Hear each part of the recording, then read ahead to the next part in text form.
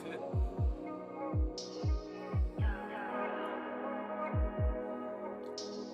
It's breakfast time, man.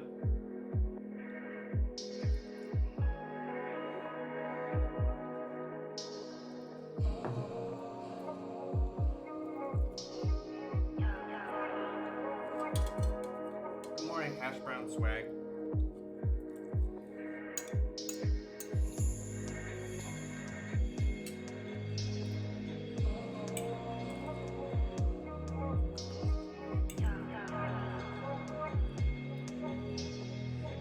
It's good.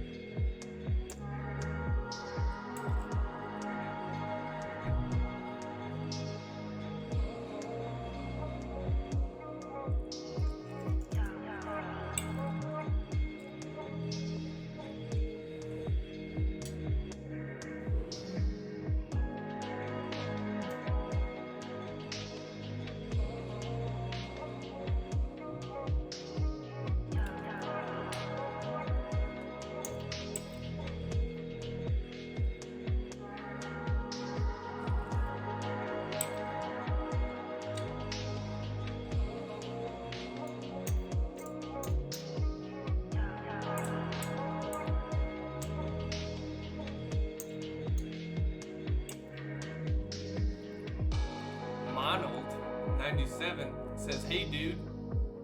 What's up, dude?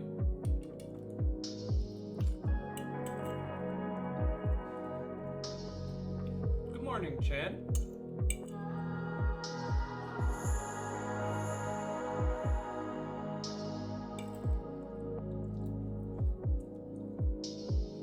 Johnsta 820 says, "Quinoa."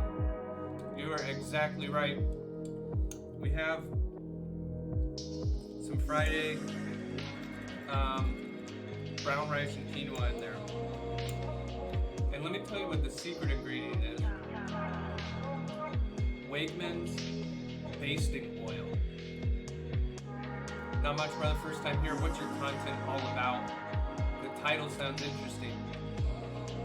So, this is all about the dynamics of cars. So we talk about racing and all the math behind it.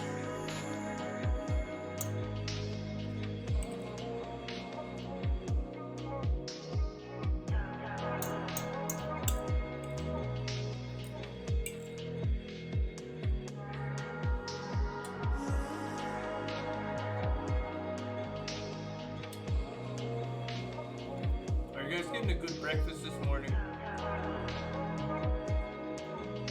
That's the most important thing. There's not one thing in this life that's more important.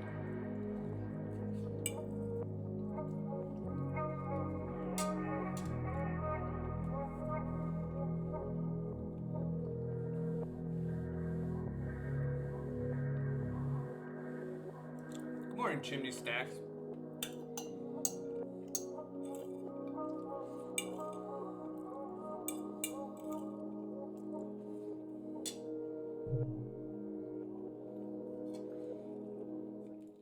Sounds awesome. Did you get taught this stuff or did you self-teach?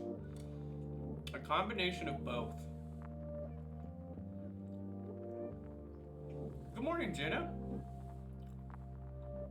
Jalen says Lewis Hamilton claimed world champion again.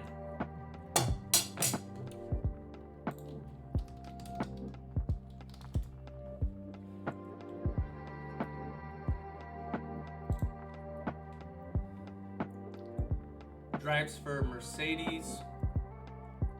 First place in Istanbul.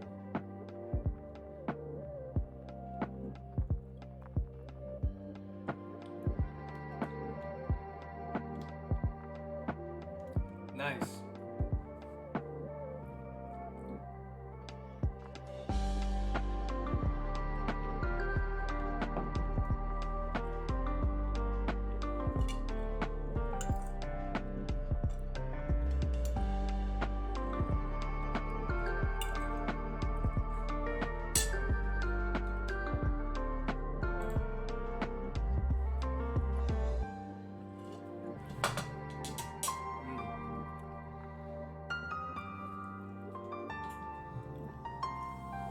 said a bit of both. Did you go to college for it?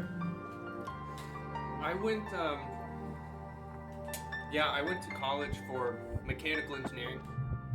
And this is actually a mechanical engineering course at the University of Buffalo.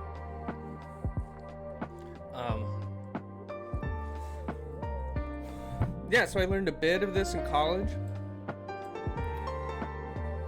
And most of the rest by just free education state. Yeah. Hey.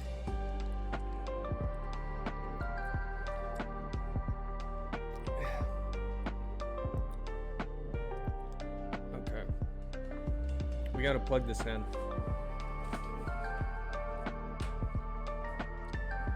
Oh, did I do I wish I did Formula SAE. I wish I did.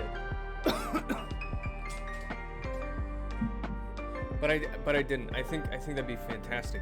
Hey, good morning, Hank. Hank, is there a new episode coming out? Are we gonna see your car raced around, ripping around a track? I know, sad face. I know.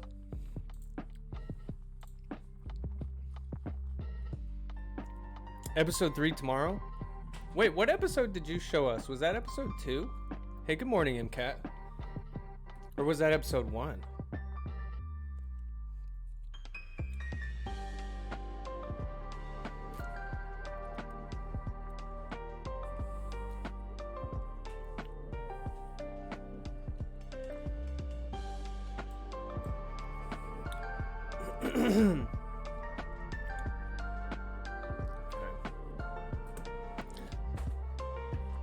Yes, sir. Tanner Faust, pro driver, drove it on the track. That was episode... Wait, we missed that one? That's the one I want to see. I want to see this guy rip around the track. All right, everybody, let's get started. Let's talk about lateral load transfer, which is a huge engineering challenge for racing. But it presents a lot of cool, interesting problems, and it ultimately brings us to suspension design and how exactly do we tune the suspension. Oh, you did the electric side of things for Formula. Very interesting. Oh, in episode 3, Tanner's driving. Okay, haven't missed it. Perfect. Looking forward to it, Hank. That's so cool. Okay, so let's get started. During cornering, the sprung mass of a vehicle rolls toward the outside tires. You've experienced this in a car. Every time you take a left or a right turn, you feel your body pull towards the outside of the car. The sprung mass is everything above the suspension. So you have your tires on the ground, and then you have your chassis up above, and then you basically have your suspension connecting the chassis to the unsprung mass. So you, as a passenger, are included in the sprung mass. So during cornering, the sprung mass rolls towards the outside tires, and this increases the normal load on the outside tires. It actually puts more force on them, which is to be expected. And this effect increases with lateral acceleration, meaning the harder you take a corner, the more lateral acceleration you induce, the more load you put on those outside tires. And the other effect of this is that you're losing load on the inside tires because the load is subtracted from your inner tires. It moves to your outside tires. And you can even get into situations where you have an inner tire lift off the ground.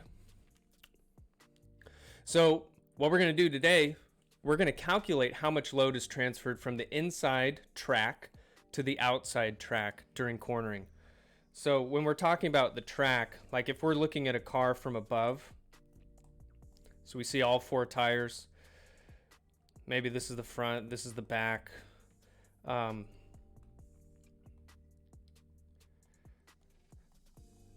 Those tires, that's the left track. This is the right track. So when we're talking about inside track or outside track, well, it depends on the direction you're cornering. If we're turning right, then the right track is the inside track. And so we're going to have load transferred onto the outside track, those 2 tires. Okay, so load is transferred from the inside track to the outside track during cornering, and we're going to break down exactly how much load is transferred by doing a little bit of Newton's laws. Okay, let's imagine this is the front view of a car. So where would the driver be sitting? So they're on the left. So I guess they would be, I mean, I'm talking about in the States, right? So here's our driver. Newton. Yeah, you gotta love Newton. So we're gonna be cornering to the right. Now, let's point out a couple important things. Number 1, I want to point out the height of the CG. So you can see the CG of the car right here. And when we're talking about the height of the CG, we're talking about the height above the pavement. So measured from the bottom of the tire to there, you have the height of the CG. And probably those of you who know racing, you want to get that as low as you can. If you could get the CG on the pavement, ooh, that would be nice. Now, an interesting little side thing, the Tesla, the battery is on the bottom of the car and it's distributed along the wheelbase. It's huge. So it's super heavy and it's on the bottom of the car, and that helps push the CG down. And that's helpful in cornering. You'll see that if you have a lower CG, it actually reduces the amount of load transfer. Load transfer turns out to be a bad thing for cornering. You get less grip when load is transferred. Okay, so the height of the CG. We also have the track width.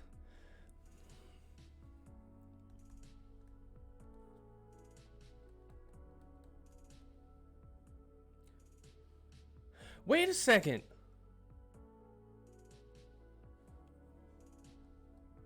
Wait a second here. Is it okay if I ask dumb questions? Of course it is. Wait. Did I make a mistake here? Because I know that... Okay, like... If we're looking at this car from the front... Actually, let's go back to this picture. So I got the front tires. So the distance between center lines of the front tires...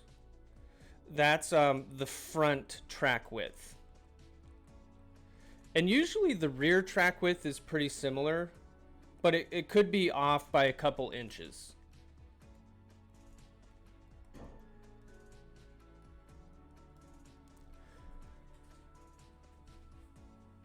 Wait, so it's okay to call this the right track, right? Like, even though track usually refers to the distance between front and rear tires, I think you can still call the... I don't know if I just switched that in my mind, though. If I screwed that up, somebody tell me. But I think you can call the left and right, like the right track as well. Okay. Okay, anyways. So the track width, let's just assume it's the same at the front and the rear for this car. So it's the distance between center lines. Okay, we got the track width. Okay, so what I want to do is I want to do the free body diagram here. So we're cornering right, and let's just do this obvious load first. We're going to have the weight of the car acting at the CG. So mass times gravity, that's the weight of the car. And then we're going to have the load on the tires. So the tires are holding us in this corner. So let's draw the force, the lateral tire force at the outer tire. So this is Fy. So Fy is our lateral force at the outer tires. Now this Fy outer that I'm putting here, I'm assuming it's from the front and the rear tires. So even though we're just looking at the front tires here, I'm considering the tire that's like sitting back here as well. Okay, and then we have our inner tire, or our inner tires, producing that lateral force as well. All right, now in the vertical direction, we have the normal load on our tires. And we know that the normal load on the outside tires is going to be even more because the weight is going to like shift this way if I'm cornering that way. So we're going to put the normal load on these outside tires, and we'll call it F in the Z direction, and Z is pointing down, and that's on our outer tires. And let's also put FZ in. So this is our completed free body diagram if we're just looking at external forces on the car. You got the weight, and then the only other thing touching the car producing force is the tires. I mean, you have aerodynamic forces as well, but we're ignoring that for right now.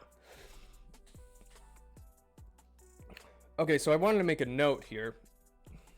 So Fy is the lateral force on the tire from the road, and it's acting in the positive by direction. That's just how lateral force is defined.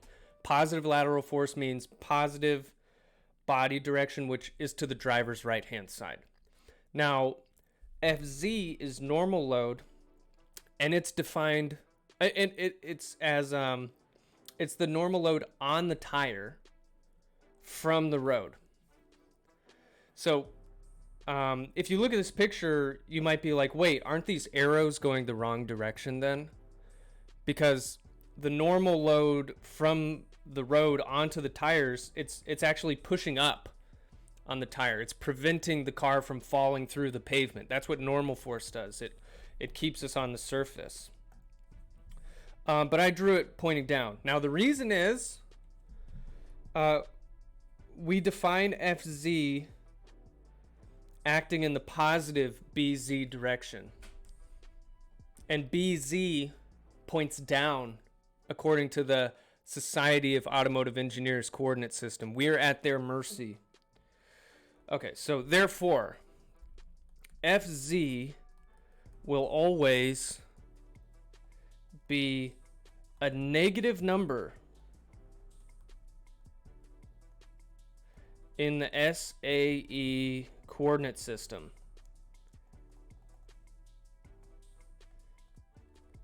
So we're at their mercy. So even though I drew the arrow going down, it's going to work itself out because Fz is going to be a negative number. So it's going to be a negative force in the down direction, which actually means it's a positive force in the upward direction. So so there's that. So this is our free body diagram. And the next thing we have to do is we have to sum the forces and the moments, and our goal is going to be using Newton's second law, we're going to solve for these difference in loads on the inner and outer tires. So we're going to start with summing the moments about the center of gravity. So the sum of moments about the center of gravity. Now, we're going to assume that the vehicle is in steady state cornering, meaning that it's cornering some circular radius, its speed is constant, and it's going to have a little bit of roll towards the outside depending on how fast we're going. But the sum of moments about the CG at steady state is going to sum up to 0, meaning the moments are balanced. If the moments about the CG weren't balanced, the car would be flipping over, or it would be actively like rotating, but we're assuming it's in a fixed position. So I'm talking about summing the moments about the CG in like this direction. So the axis coming out of the page, we're summing moments about that. So the weight of the car acts through the CG, so it's not going to produce a moment about the axis coming out of the CG. All right. To produce a moment, you have to have a lever arm that you act over. But these tire forces down here, Fy, Fz, those do produce a moment. So let's first talk about the moment produced by the lateral forces. So we have Fy out and Fy in. So these produce a moment about the CG because the lever arm is the height of the CG. So like for the outer tire, I have this force acting over this distance about the CG. And the moment that these tires are producing, well, the force is like going off this way. So it would want to produce a moment like in that direction, which is actually a negative moment about the longitudinal body axis. So let's put that first. The moment produced by the lateral tire force is negative the lateral force at the inner tires plus the lateral force at the outer tires. So that's the total lateral force. And they're acting over a lever arm, which is the height of the CG. All right, so that's the moment from them. We're also going to have a moment produced by the normal force. So if you look at this, Fz out, we defined it, pointing down. It has a lever arm about the CG, which is this distance here from that center line to the center of the tire. And that distance is half of your track width. And so this outer tire is producing a moment which actually goes in the same way that the lateral tire forces were producing. You can imagine that if I push down this way over this lever arm, it tends to rotate that way. This inner tire does opposite though. Like it's got a force going down here.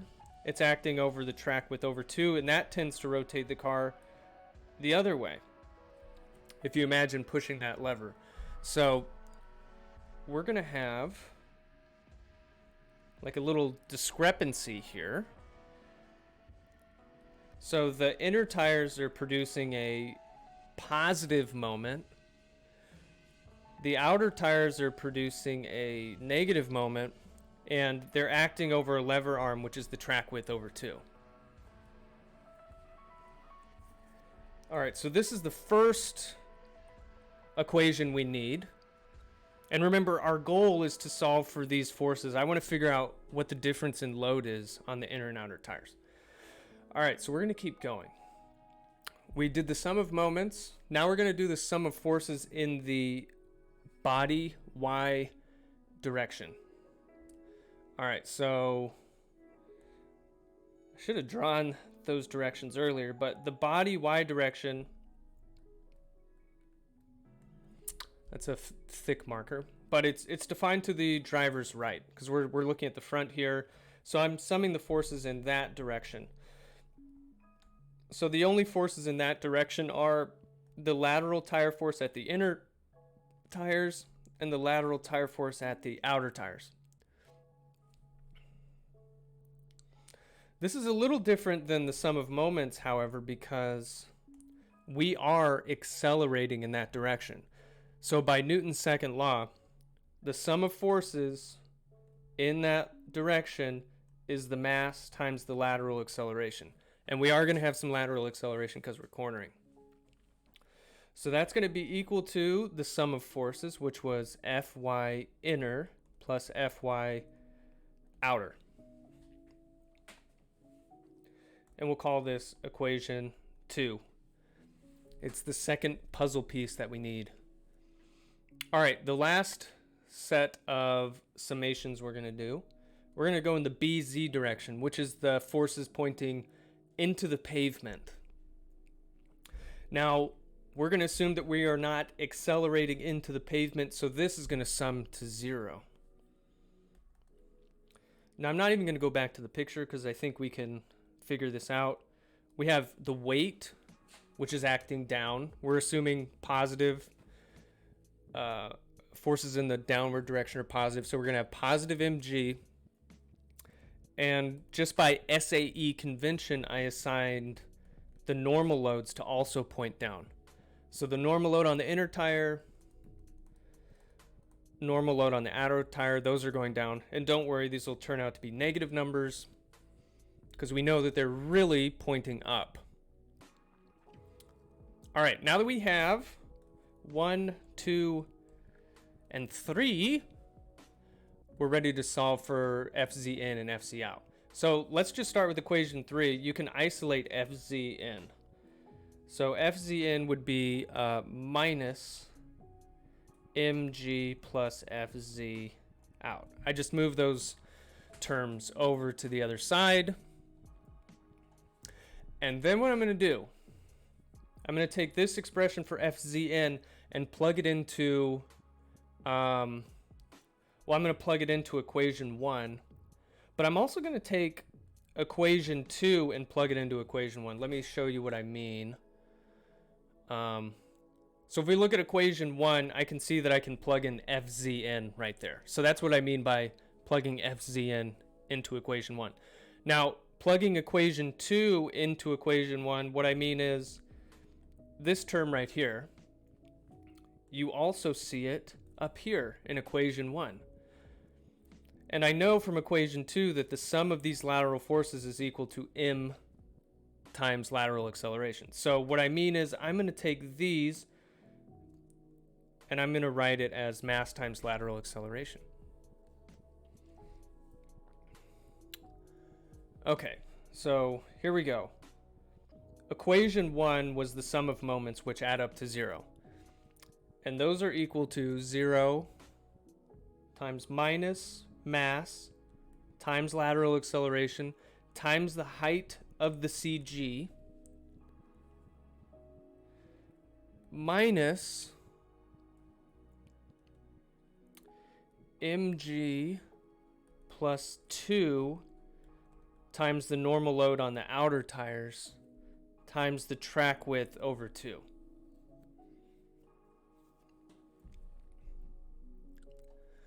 All right. So if we can manipulate this equation a little bit, and you'll get the weight of the car plus 2 times the load on your outer tires during cornering is minus 2 over your track width times the mass of the car times your lateral acceleration times the height of your CG. And now we can solve for this load on the outer tires right here. So that's what we're going to do. And I'm going to organize it like this. So it's minus mg over 2, which is half the weight of the car. The full weight of the car is m times g. Minus mass times lateral acceleration times the height of the CG over... Wait, what happened to my track width? mg over 2 times ay hcg. This should be T.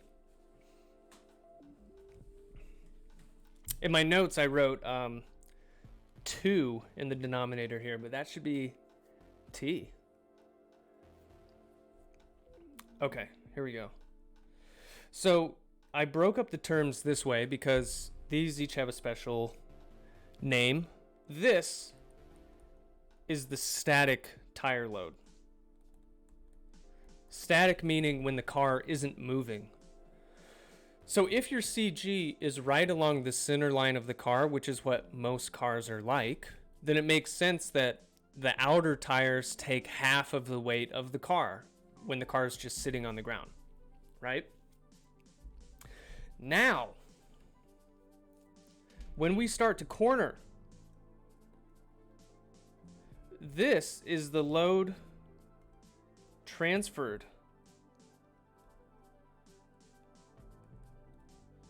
to the outside track.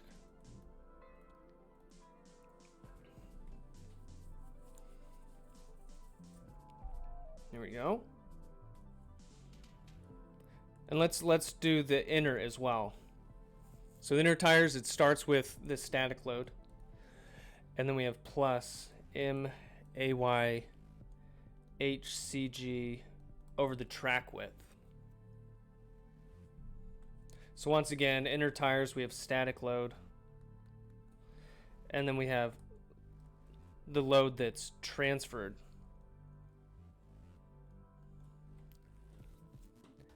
In this case, it's by transferred, we mean the inner tires lost this amount of weight.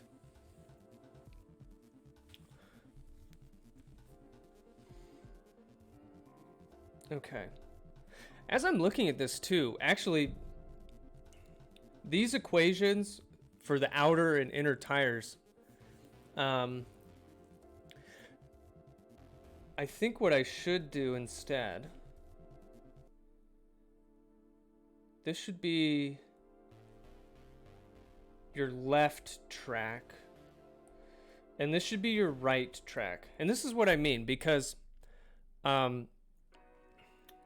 let's say you're turning right. According to the SAE coordinate system, if you turn right, AY is positive.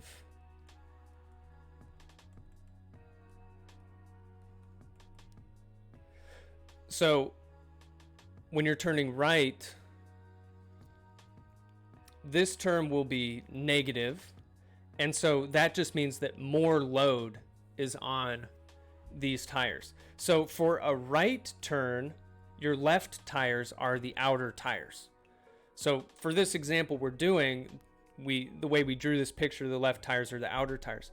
But this formula also works if we're turning left, because if I was turning left, these would now, the left tires would be your inner tires if you're turning left, and AY would be negative for that left turn,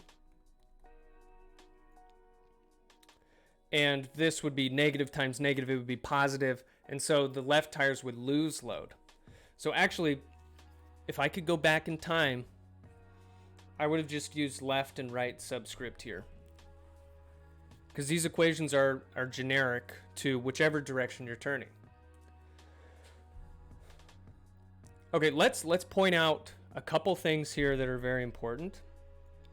I want to look at this amount of load transferred, just looking at it mathematically. So if you increase lateral acceleration, it makes sense this term will get bigger.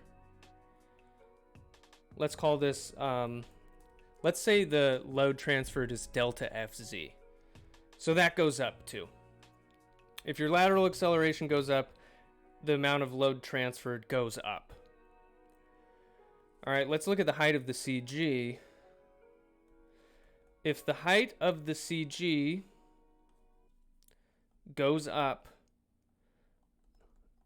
the load transferred goes up.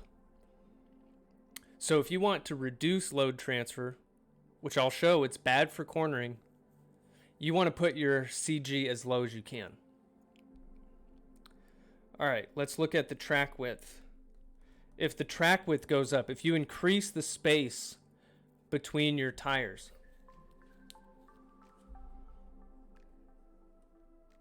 the load transfer goes down.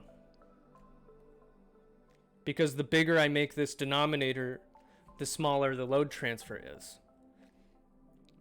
Now, think of these three properties and imagine a formula car or a performance car. What do they look like from the front?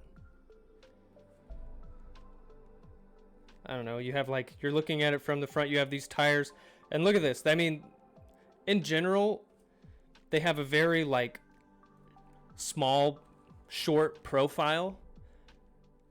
They're putting the CG as close to the ground as they can. And then relatively, they have a wide track. Okay, that's reducing load transfer. Take that as opposed to what kind of cars are in danger of flipping over? Well, I always think of like a big like semi truck, right? Where's the CG? Well, it's, I don't know where it is, but it's probably where your head is. It's high off the ground, right? The CG is high. The track width is like relatively short for the aspect ratio. You know, trucks like, and you can, using these formulas, you can be like, I know why trucks flip over. If you think of these three properties, it has a high CG, it has a relatively short track width, and then if you start pumping up the lateral acceleration, oh, buddy. That's when you're in danger of rollover, my friend. But yeah, now when you start looking at the front profile of different cars, especially race cars, because we know that they're designed to be as fast as possible in a straight line, in cornering. So all of that is for a reason. Phil said it also depends on how they're loaded. Yeah, exactly. I'm sure truck drivers know that their vehicles are prone to this. So if you can load it in a way that lowers your CG, you're going to be doing better. Put the heavy stuff on the bottom. Okay, let's do an example. Let's just put some numbers to this, like how much load gets transferred. We have a formula now. So let's talk about the BMW M4. We've been looking at that recently. We're going to say it's cornering on a 150-foot radius. So it's using like a 300-foot diameter skid pad. And let's say it's going at 47 miles per hour. How much load is on the inner and outer tires? So we'll just use this formula. So first, let's look at the geometry. The track width. Heavy stuff on the bottom pallets. Yeah, amen. The track width is 1.58 meters. Actually, this is an example of a car that has a slightly different front and rear track width. They're off by maybe like 2 inches from each other, so I kind of just picked an average. The height of the CG, this is kind of an estimate because I couldn't find, this is just my best guess. It's probably 0.46 meters. I forget what that is in inches or feet, but it's probably like a foot off the ground. Okay, we're cornering a radius of 150 feet. That's 45.72 meters. If we're going 47 miles per hour, so we're just bringing this all into metric. That's 21 meters per second. So a decent estimate of the lateral acceleration in this situation is v squared divided by r. So 9.65 meters per second squared, which is close to 1g of lateral acceleration. All right. So we can visualize this. It's going a pretty tight radius, pretty fast, getting a G of lateral acceleration. So let's use our formula to figure out the load on the outer tires. So the static load, we have the mass of the M4, which is 1630 kilograms. Let's get the weight. So I have to multiply the mass by G. So this is the weight. And then I divide this by 2. Because the outer tires will take half of the weight, the inner tires will take the other half. So that's the static load. And then we're going to add this amount of load when we're cornering at 1G. So we have the mass of the car times the lateral acceleration, which is close to 1G, just shy. We're going to multiply by the height of the CG, 0.46 meters. And then we're going to divide by the track width, which is 1.58 meters. So the static load, this, minus 7,999 or 995 newtons, half the weight of the car in newtons. And then this is the transferred load. And I actually calculated the wrong number before, so we have to calculate a new number. It's 1630 times 9.65 times 0.46, and then I divide by the track width, 1.58. Oh buddy, we're transferring an additional 4,500, and let's just call it 80. 4,580 newtons. And then we got to add this. To get the total load, we got to add the static load. So 12,574. 12,574 newtons on your outer tires. The inner tires, they're going to start with that static load, but they're giving away, they're losing this much load. Okay, so let's crunch those numbers.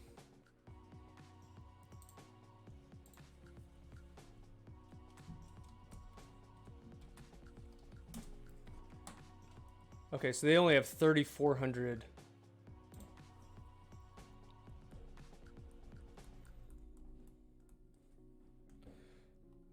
So, as you're cornering faster and faster, this is something that really surprised me when I first saw it.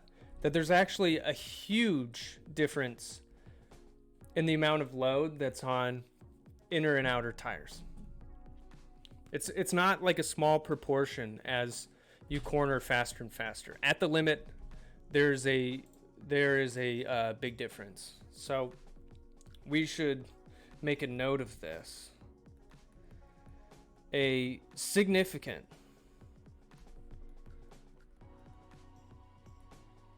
difference between normal loads on inner and outer tires.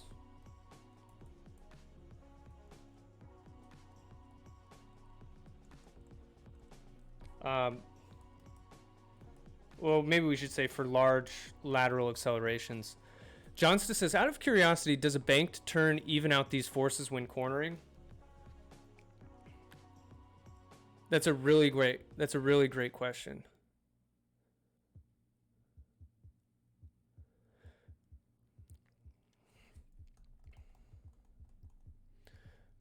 Johnston, that's a really great question, and I think it does. Because when you're because I mean, even when you get onto when you're merging onto a highway, they bank the road. So let's say let's see, you're looking at my car from the back. Here's my license plate. And I'm heading, like, imagine that this is like heading off this way. Or wait. Do they bank it this way? Am I doing this right? But in this case, let's say the road was banked this way. My load is going to be extra on these outer tires.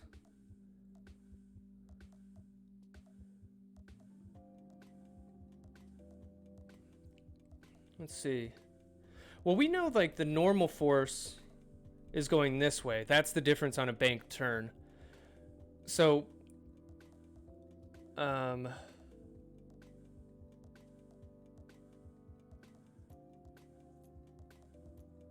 that's a really great question. I'm honestly not sure. I think a bank does help with load transfer. I think it would, right? Pavlo says sometimes if you have good enough tires and depending on the car, you can lift off one of the inner tires. Yeah. If your car is going to flip over, it's going to be it's going to be one of your inner tires that goes first. And I think it's the inner rear tire that's most typical. Okay. So let's keep going here. If somebody figures out banking and how that helps load transfer, I could look that up too. I think that's in our textbook. The road is risen opposite to the side you are cornering. Yeah. Right. Okay. So thus far we have discussed the total load transfer from inner to outer tires. So from both inside tires to... Thank you, Abhinav, from Speed Engineering. Okay, cool. So the total load transfer is the combination of the load transferred from the inner tire to the outer tire at the rear axle, and you add to that the load transferred at the front axle. And, okay, I want to make a point here. Generally, the amount of load transferred at the front versus rear axles is different.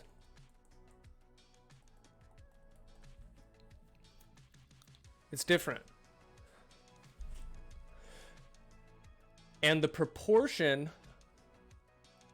of load transferred at the front versus the rear is important. And it affects the understeer and oversteer characteristics of a vehicle.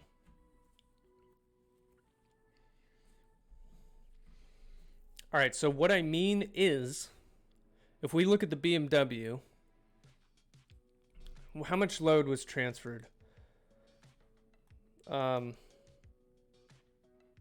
4580, right? So what I'm saying is perhaps more of this transfer happened at the rear axle versus the front axle. So maybe the rear tire, outside tire, is actually gaining way more load than the front outside tire. It's not that the front and rear outside tires are getting the same amount. This is just the total that goes to the outside of the car. All right, so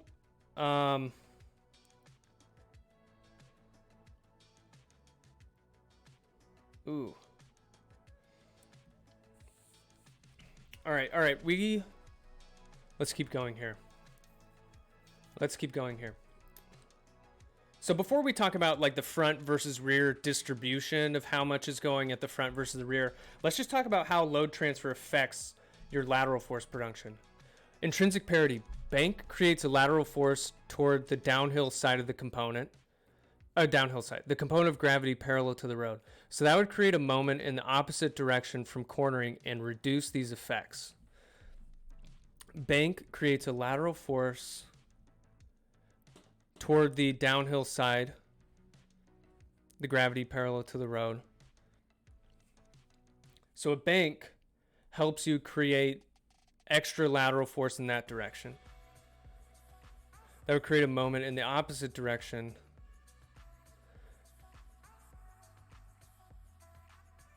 Oh yeah. So like when we do our sum of moments about the CG, now the normal force, you have to break it into two parts.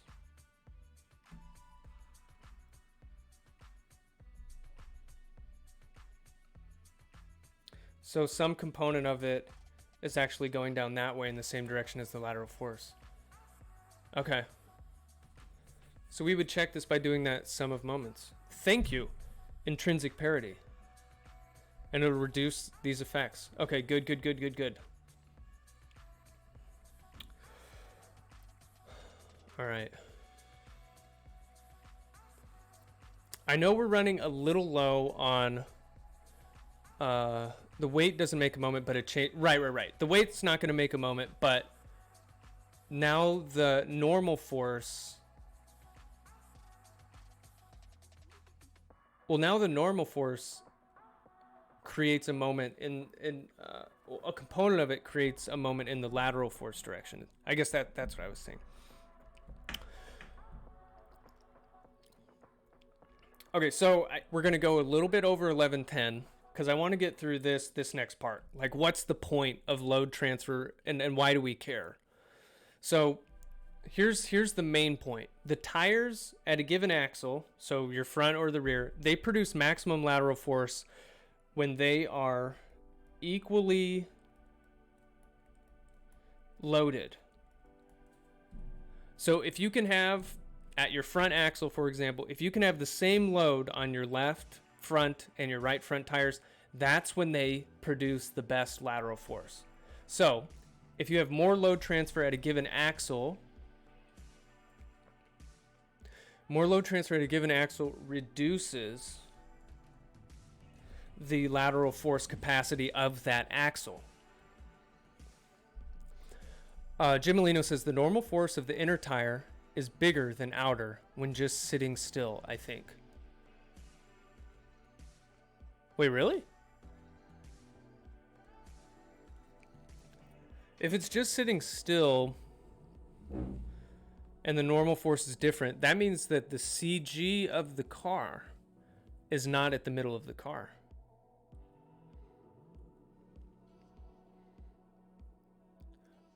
Oh, I see what you're saying. On the bank. Yeah, just standing on a hill. Gotcha. All right. So, this property, we say it's a result of tire load sensitivity, which I will describe here.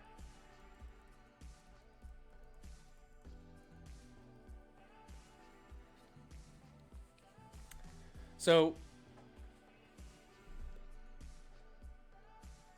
consider how the friction coefficient of a tire changes with normal load. This is a little bit counterintuitive, but the friction coefficient of a tire goes down the more normal load you put on it. And it kind of, it decreases linearly. So if you put more weight on a tire, it actually has a lower friction coefficient. This is what we call tire load sensitivity. When we asked Doug Milliken, who's like the guru of vehicle dynamics, we asked him, like, why does this happen to a tire? Doesn't it make sense that it would have a higher friction coefficient the more you like dig it into the pavement? And he was like, yeah, I know, that's weird. And he said, it's because it's made of rubber, and rubber is weird. And that's what he told us. Okay, so the friction coefficient decreases linearly with normal load. Okay, so that's the first thing you have to recognize. Now, oh, and what's the definition of the friction coefficient? This is important. We define it as the maximum lateral force at a given normal load divided by the normal load. Because that's just like, what is it? Usually we say the friction force, which is like the lateral force, is the friction coefficient times the normal load. So this is saying the same thing. The friction coefficient is your like frictional force, the maximum, divided by the normal load. All right, so now let's plot the maximum lateral force as a function of normal load. So, and we're going to consider the reduction in the friction coefficient. So the maximum lateral force is mu, the friction coefficient, times normal load. But remember, the bigger that normal load gets, the smaller the friction coefficient gets. So for a given tire, as you increase the normal load on this tire, this is what its maximum lateral force looks like. It keeps going up, but it goes up like less and less, kind of.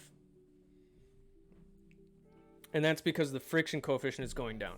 So the more load you put on a tire, the more lateral force it produces, but it produces like less, the gain it gets is less and less. So the maximum lateral force keeps increasing with normal load, but at higher normal loads, it increases less. So you can see that in this figure here. Okay, so now consider two tires at the same axle, but with different normal loads. Okay, so we're going to make a little geometric argument here, and then we'll be done for the day.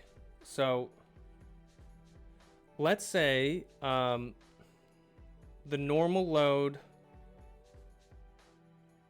on a tire is this. So this is the static normal load. And I'll just put absolute value on it. So this is the static normal load on a given tire.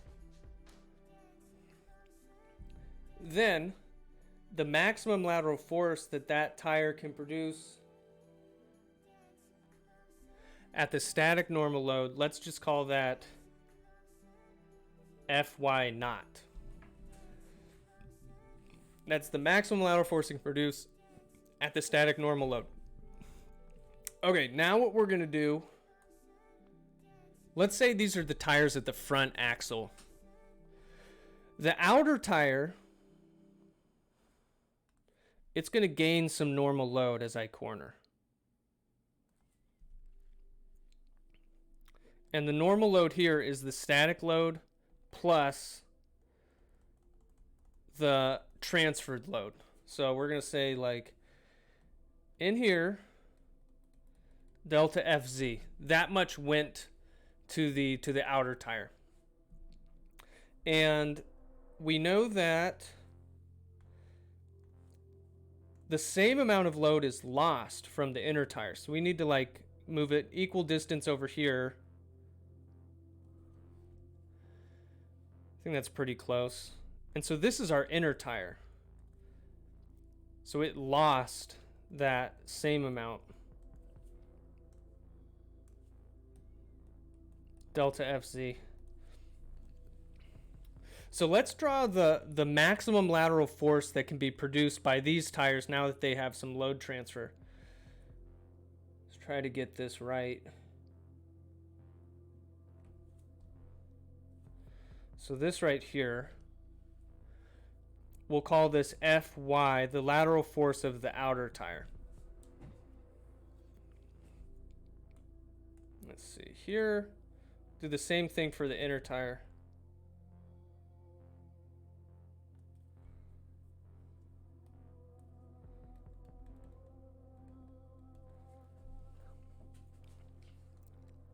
Now, like you can already see something that's going on here.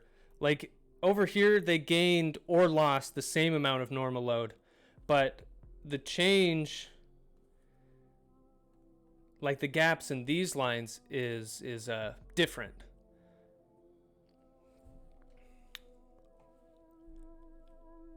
And that's just because of the shape of this line. So, okay, let's say, so I'll keep this picture in view. If the tires at that axle are equally loaded, that means just it has to be at the static normal load. The maximum lateral force produced by those tires is, we'll call it Fy max, and that's combining both tires. It would be Fz naught plus Fz naught.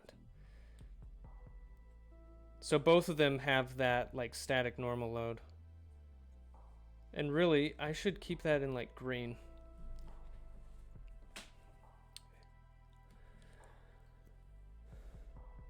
Oh shoot, I didn't make use of that little thing. That's what it was meant for.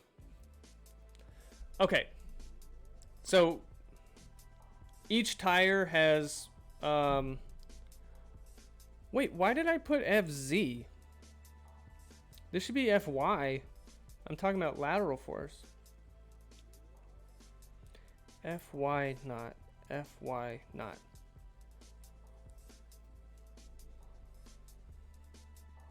So twice this. Each tire gets that load, and so I double it. Now, how much lateral force is produced with load transfer? Now I have this outer tire plus this inner tire. Okay, so let's do that. So if load is transferred, then the maximum lateral force is Fy outer plus Fy inner.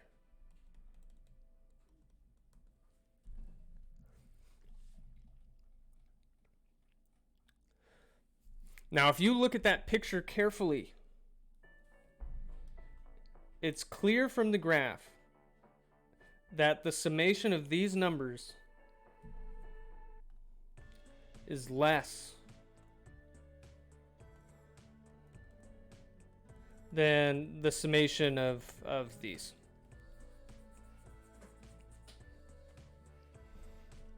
If you don't believe it, just look at this picture again. If you take this green line and you take two of those and stack them together, it's going to give you more than if you take that and stack it on top of this.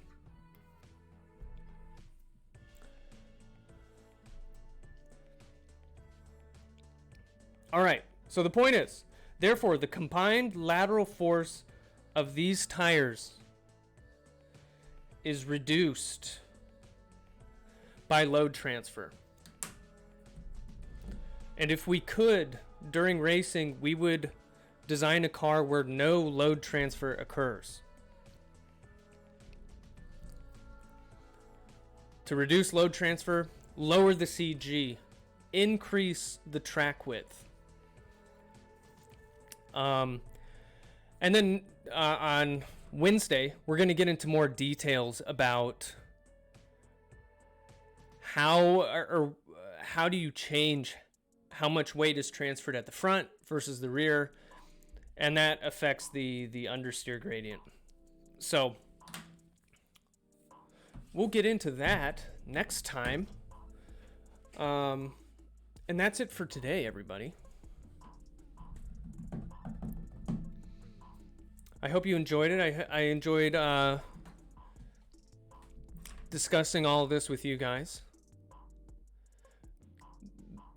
This stuff gets really cool. Like, now that we have like a bunch of other like theory under our belts, looking at load transfer is a really interesting problem, and how suspension can help with it and stuff.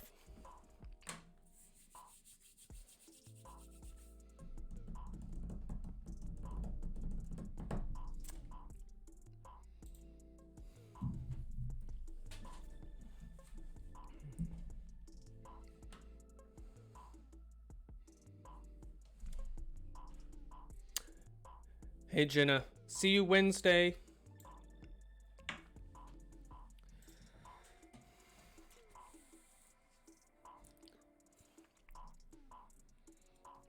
get started on the group project.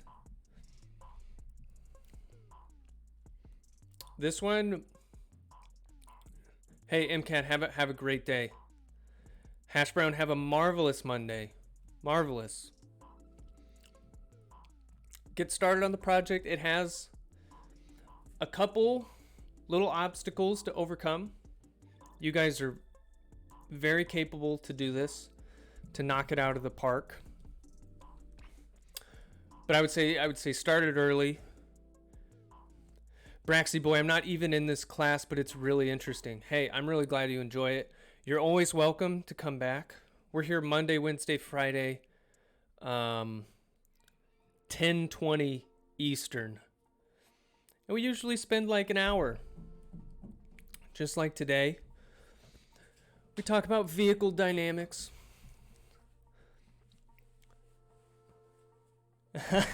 Phil, you are capable. You are capable, my friend. Keep chipping away. You just keep chipping away.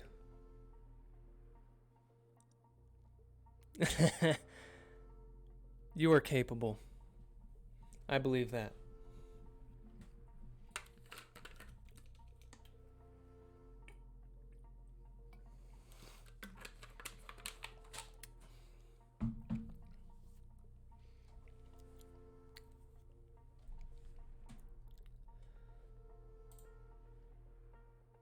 Homework 7 really hurt my grade. Hey, man.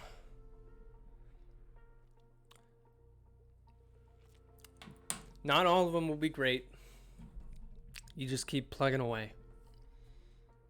You just keep plugging away.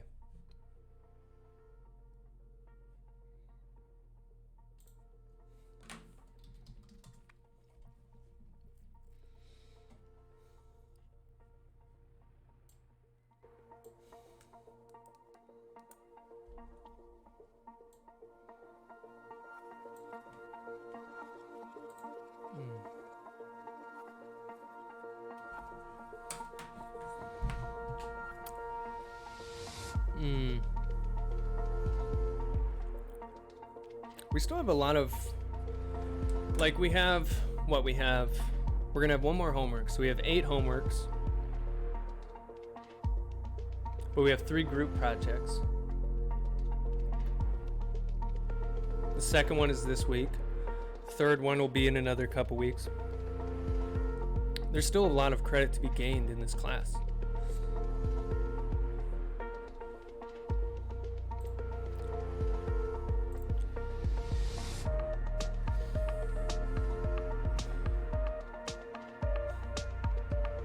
Excuse me.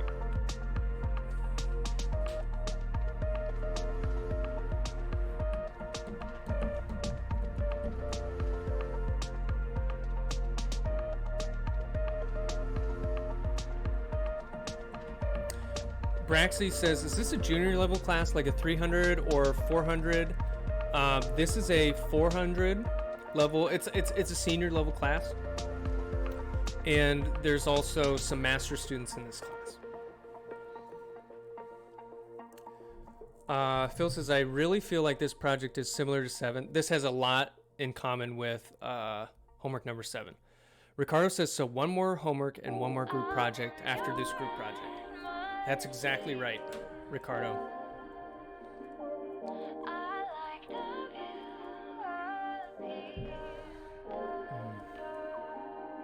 Yep. So we're getting closer to the end.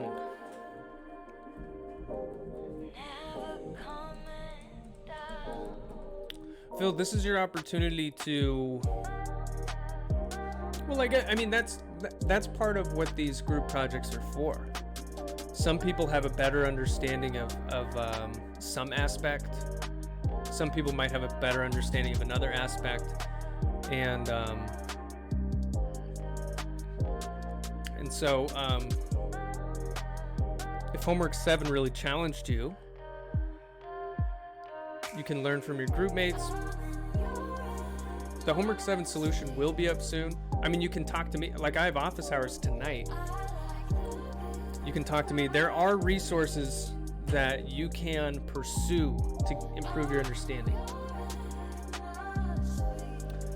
Belkut says, how time... Yeah, wow, time flies. I know. Man, it's crazy. It's November 16th. That means we have less than a month of classes. Wait, we have 4 weeks. And one of those weeks is Thanksgiving.